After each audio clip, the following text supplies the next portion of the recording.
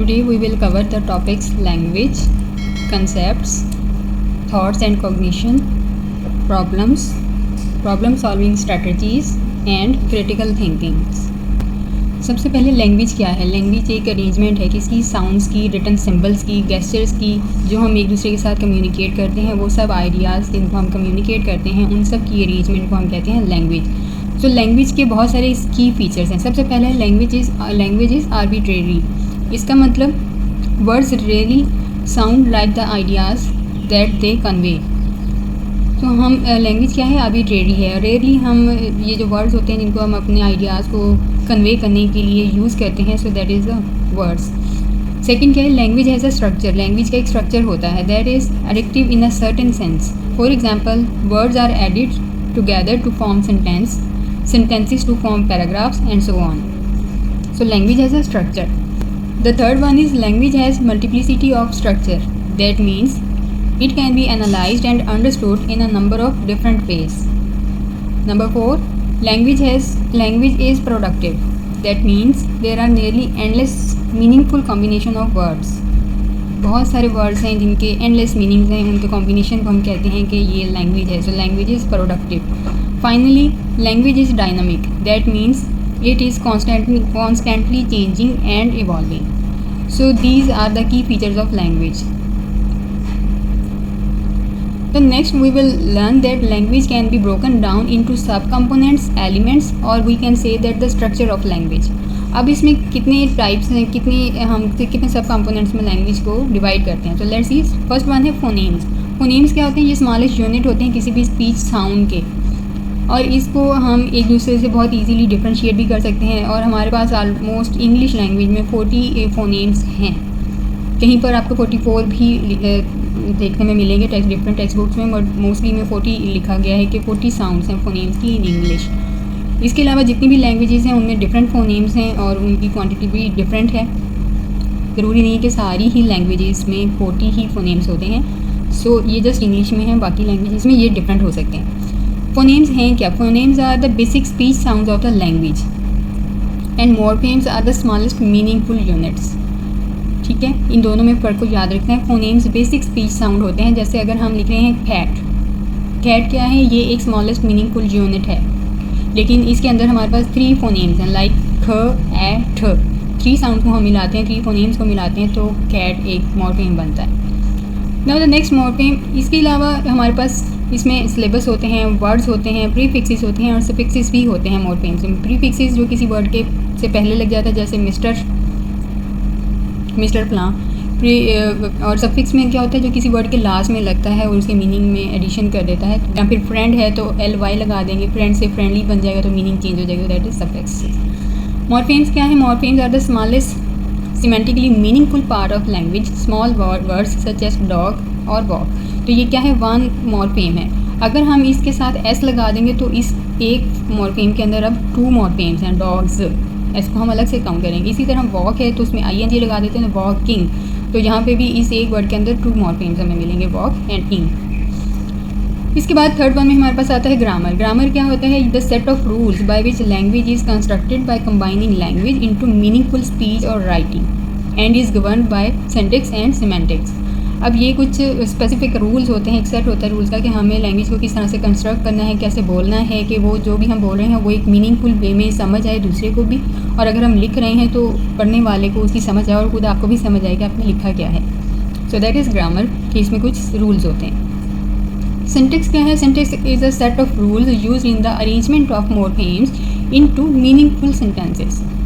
अब क्योंकि हमने ग्रामर पढ़ ली है, ग्रामर के बाद अब हमने क्या करना है, जितने हमें मॉर्फेम्स हमने लर्न कर लिए हैं, मॉर्फेम्स हमने एक स्मॉलेस्ट वर्ड जो मीनिंगफुल है, अब हमने उसी अरेंजमेंट करनी है कि डिफरेंट मीनिंगफुल वर्ड्स तो हैं, अब उनको अरेंज करें ताकि वो एक अच्छा मीनिंगफुल सेंटेंस बन जाए। इसको हम वर्ड ऑर्डर भी कहते हैं कि वर्ड्स को ऑर्डर में लिखना।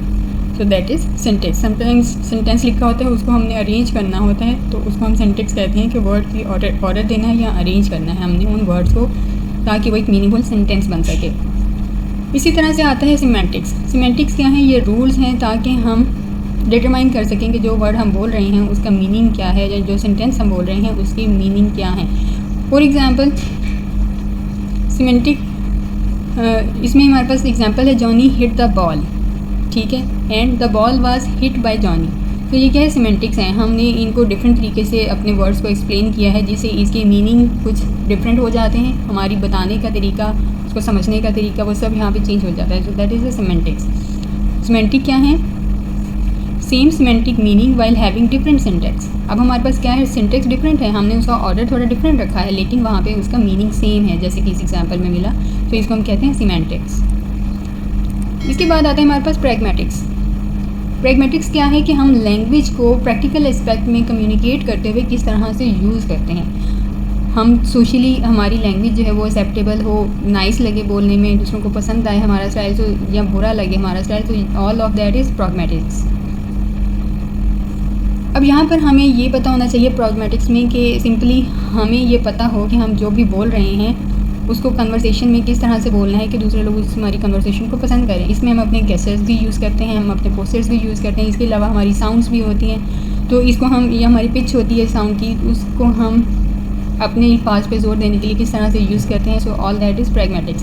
हमने अगर बच्चे से बात करनी है तो हम बच्चे से या किसी एडल्ट से अगर बात कर रहे हैं तो हम हायर पिच वॉइसेस भी यूज़ करते हैं और समटाइम्स हम अपनी फ्रेजेस को रिपीट भी करते हैं अगर हम इन्फेंट्स के साथ बात कर रहे हैं, छोटे बच्चों के साथ बात कर रहे हैं। इसी तरह से अगर हम बच्चों के साथ बात कर रहे हैं तो हम यहाँ पे बहुत हमारी लैंग्वेज, हमारी जो प्रैग्मेटिक्स है, हमारी जो पिच है, साउंड है, ये बहुत ज़्यादा इंपॉर्टेंट रोल प्ले करती है बच्चों में लैंग्वेज की डेवलपमेंट में। अब जब हम बच्चों से बात करते हैं तो वहाँ पे हम मुख्तलिफ़ किस्म के राइम्स यूज़ करते हैं, हमारी मुख्तलिफ़ किस्म की स्ट्रेस यूज़ करते हैं कि हमने किस वर्ड पे किस तरह का स्ट्रेस देना है, उसकी रिदम कैसी होनी चाहिए, हम उसको किस तरह से किस पिच पे बोलेंगे कि बच्चा उस सारी कम्युनिकेशन को अंडरस्टैंड कर लेगा। सो इस सारी चीज़ को हम कहते हैं इंटोनेशन।